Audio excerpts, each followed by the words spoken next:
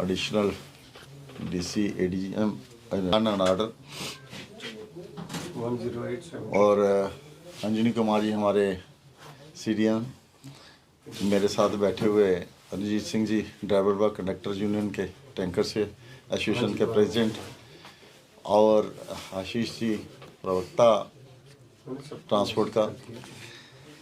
आज काफ़ी एसडीएम साहब, एसटीपीओ साहब, आज कल से हमारी एक जिद्दोजहद चल रही थी कि जो नया कानून सरकार ने निकाला था उसको लेके कुछ ड्राइवरों में रोष था कि 7 लाख रुपया और 10 साल की सज़ा वो हम बेयर नहीं कर पाएंगे। अगर 7 लाख होता हमारे पास तो हम ड्राइवरी क्यों करते, और हमारे 10 साल में जब अंदर रेस्ट हो जाएंगे तो हमारे बच्चे कैसे पलेंगे। इनका एक जेन्युइन मुद्दा था, उसके लिए हमें इनके साथ खड़े भी होना पड़ा और सारे लोग भी आके आज खड़े हुए।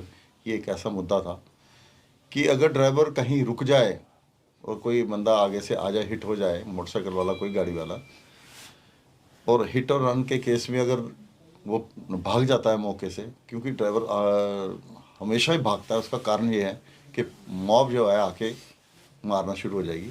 शायद वो यहाँ तो इतना नहीं है, आप बाहर चले जाओगे पटना या आप बिहार या यूपी या उस साइड, वहाँ तो ऐसा है कि लोगों की आंखें तक निकाल देते हैं, गाड़ियाँ जला देते हैं। तो इनको डर था कि हमारे ऊपर ऐसे केस लग जाएंगे, हम नहीं परवाह कर पाएंगे।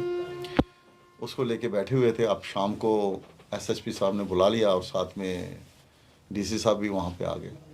तो उसके साथ हमने कहा कल कोई नहीं, देखते हैं, कल बैठ के तो बात करेंगे।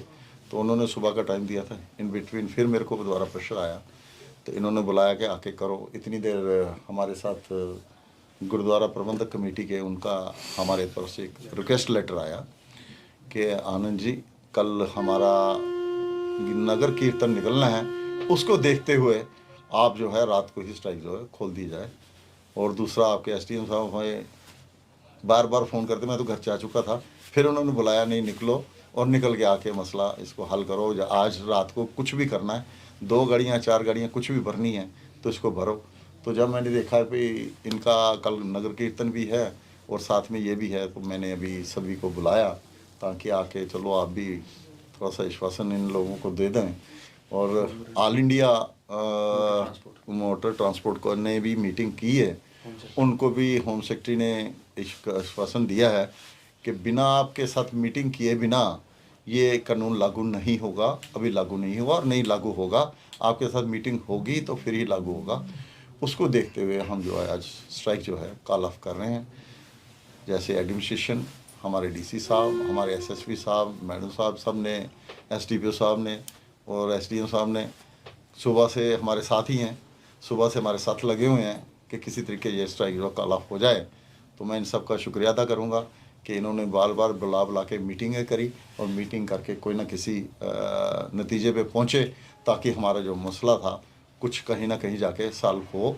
तो लगता है कि हो जाएगा, तो लेकिन हम जो अपनी स्ट्राइक जो है कॉल ऑफ करते हैं।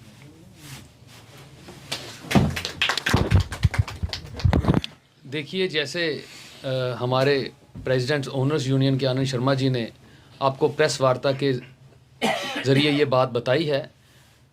अभी इस टाइम इस प्रेस कॉन्फ्रेंस का यही मतलब था कि आने वाले दिनों में ये जो यहाँ पे एक सामाजिक और धार्मिक प्रोग्राम्स जो हैं किसी कम्युनिटी के, वो होने जा रहे हैं। कल एक नगर कीर्तन है और 5 तारीख को गुरुपुरब है। तो हम नहीं चाहते कि किसी की भावनाएं आहत हो, क्योंकि ये जो एसेंशियल सप्लाई है इसको सबके लिए बहाल रखना ज़रूरी थी, एडमिनिस्ट्रेशन के साथ भी और गवर्नमेंट के साथ भी। ये जो काले कानून हैं इनको किसी तरीके से रद्द किया जाए। तो मैं शुक्रगुजार हूँ अपने ड्राइवर भाइयों का, क्योंकि आज नेशनल लेवल पे ये आवाज़ उठ चुकी है कि ड्राइवर्स जो अपनी एक यूनियन, जो उनकी एकता जो है वो बिल्कुल शिखर पर है। उन्होंने एक होके दिखाया है और इन काले कानूनों के खिलाफ उन्होंने एक आंदोलन, एक जंग खड़ी कर दी थी बहुत बड़ी। तो मैं इनका शुक्रगुजार करता हूँ, इन्होंने इस जंग को जीता है। कितना जीता है वो आने वाला वक्त दिखाएगा, क्योंकि जो आश्वासन गवर्नमेंट ऑफ इंडिया की तरफ से आया है, होम सेक्रेटरी की तरफ से आर के गोयल जी ने एक प्रेस कॉन्फ्रेंस करके लोगों को संबोधित किया है कि इन कानूनों को हम अभी ठंडे बस्ते में डाल रहे हैं, अभी इस कानूनों की कोई बात नहीं होगी, ना इसकी इम्प्लीमेंटेशन करेंगे। आने वाले समय में देखेंगे भी कब, जब ट्रांसपोर्ट बड़ी बड़ी एसोसिएशन यूनियंस के साथ बात करके हम इसका कोई ना कोई समाधान निकालेंगे। तो मैं सबका अभिनंदन करता हूं, स्वागत भी करता हूं। इस टाइम हमारे पास एडमिनिस्ट्रेशन पहुंची है, तो आज से हम इसको अभी से ही इस स्ट्राइक को कॉल ऑफ करते हैं। हमारे ड्राइवर्स यूनियन के प्रेसिडेंट सरदार रंजीत सिंह रैना साहब, वो भी सबके मशहूर हैं कि उन्होंने आप सबके ने उनका साथ दिया इस आंदोलन में और इस स्ट्राइक को कामयाब किया। तो मैं ऐसे ही सबको दोबारा ड्राइवर्स भाइयों को, ट्रांसपोर्टर्स को बोलूँगा, जब भी ऐसी कोई बात या ऐसा कोई पहाड़ हम पे आए तो आप ऐसे ही हमारे साथ इकट्ठे होके एकता में ईमानदारी से हमारे साथ खड़े रहें।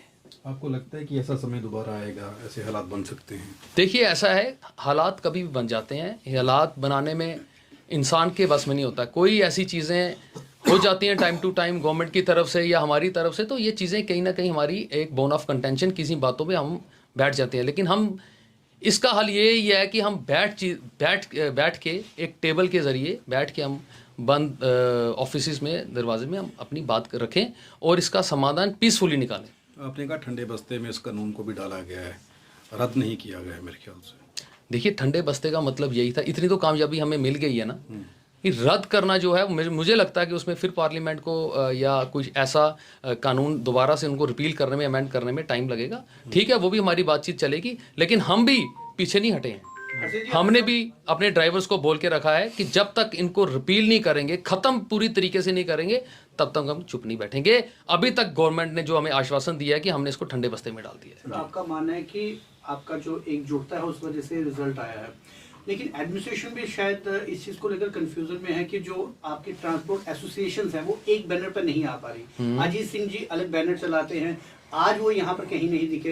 एडमिनिस्ट्रेशन भी शायद कंफ्यूज होगी कि बात करनी है तो किसके साथ की जाए। आपको लगता है कि आने वाले समय में यदि इस तरह की सिचुएशन होती है तो आप एसोसिएशन से एक बैनर के तले इस तरह से करें ताकि एडमिनिस्ट्रेशन कंफ्यूज ना हो कि आखिर समझौता करना है तो किसके साथ करना है? देखिए, यहाँ पे किसी की कोई कंफ्यूजन नहीं है। हाँ, मेरे बाद ये भी जवाब देंगे, किसी चीज़ की कोई कंफ्यूजन नहीं है।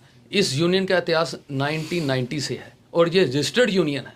मुझे नहीं लगता कि जम्मू में कोई इसके अलावा कोई इतनी पुरानी कोई रजिस्टर्ड यूनियन है, और ये इंडियन ट्रेड एक्ट के तहत रजिस्टर्ड है और इसमें किसी को दुविधा नहीं होनी चाहिए। इस यूनियन में कोई प्रोविजन ही नहीं है किसी चेयरमैन का, किसी और किसी व्यक्ति का विशेष का इसमें कोई प्रोविजन है। ठीक है, उन्होंने कोई अपनी एसोसिएशन चला रहे हैं, कोई यूनियन को रन कर रहे हैं, वो करें। आपकी जब मीटिंग हुई तो उसमें अजीत सिंह जी को न्योता दिया गया था, उनके साथ भी बात हुई, आपके साथ अलग से बात हुई, तो इससे कहने की डाइवर्ट होता है इशू। नहीं, डाइवर्ट होने की स्ट्राइक ही हमारी तरफ से थी।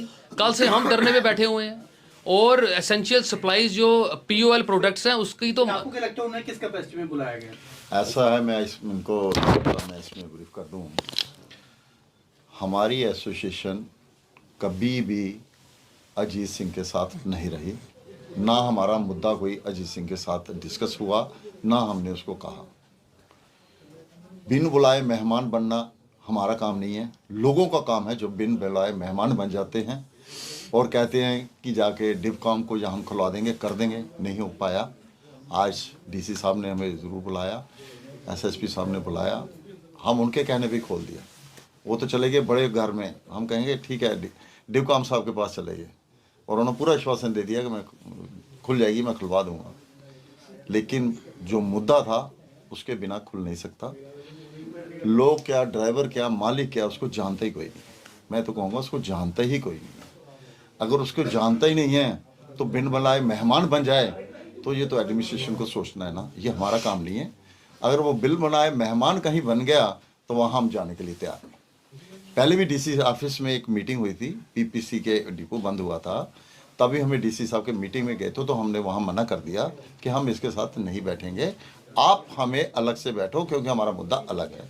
हम किसी के साथ नहीं बैठेंगे क्योंकि हम किसी के साथ नहीं हैं। हमारा मुद्दा हमारे साथ डिस्कस करिए, हम किसी के साथ नहीं करेंगे। हम अपना मुद्दा वहाँ पे रख के आए थे और करके आए थे। आप आज भी जो था, कह रहे हैं कि उन्हें कोई जानता नहीं है, इसका मतलब विभाग को गुमराह कर रहे हैं वो। कौन? बिल्कुल वो मैं साफ कह रहा हूँ कि वो गुमराह कर रहे हैं और उन्होंने आज गुमराह किया है, जिसकी वजह से आज रात को हम 12 बजे बैठे हैं। नहीं तो हम 12 बजे नहीं बैठते, ये हमारी सुबह ही मीटिंग होकर ख़त्म हो जाना था। वो बीच में जो अड़ंगा लड़ा रहे थे जिसके कारण हम भी नहीं बैठे। हमने डीसी साहब ने भी मेरे साथ थोड़ा सा रिजेंटमेंट की, उन्होंने बोला मेरे को कि आप मेरे पास नहीं आए बुलाने पे, तो मैंने उनको स्ट्रेट पे कह दिया कि आप किसी के कहने पे किसी आदमी के करें हम उसके नहीं कहते। चलो कोई बात नहीं, हमें इस चीज़ की नॉलेज नहीं थी, लेकिन वो जो भी हुआ वो डिपकॉम भी गए, कुछ लोग हमारे टैंकर के लोगों को लेके गया जी, ठीक है, उनके रिलेशन में होंगे, जान पहचान के होंगे, वो लेके गए हैं वहाँ पे जाके।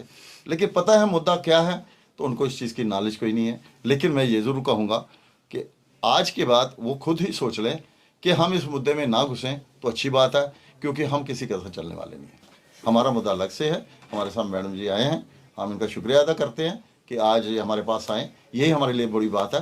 अगर ये सुबह आ जाते, बाकी इनको मेमोरेंडम दे देंगे, तो ये हमारा मेमोरेंडम जो है आगे तक पहुँचाएँ। मेमोरेंडम की कॉपी दिखा देंगे सर। Thank you. ले लो आप।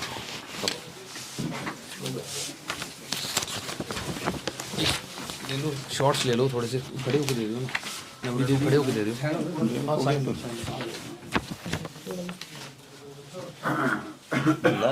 थोड़ा पकड़ाओ ना नहीं वो दे मैम, ले लीजिए।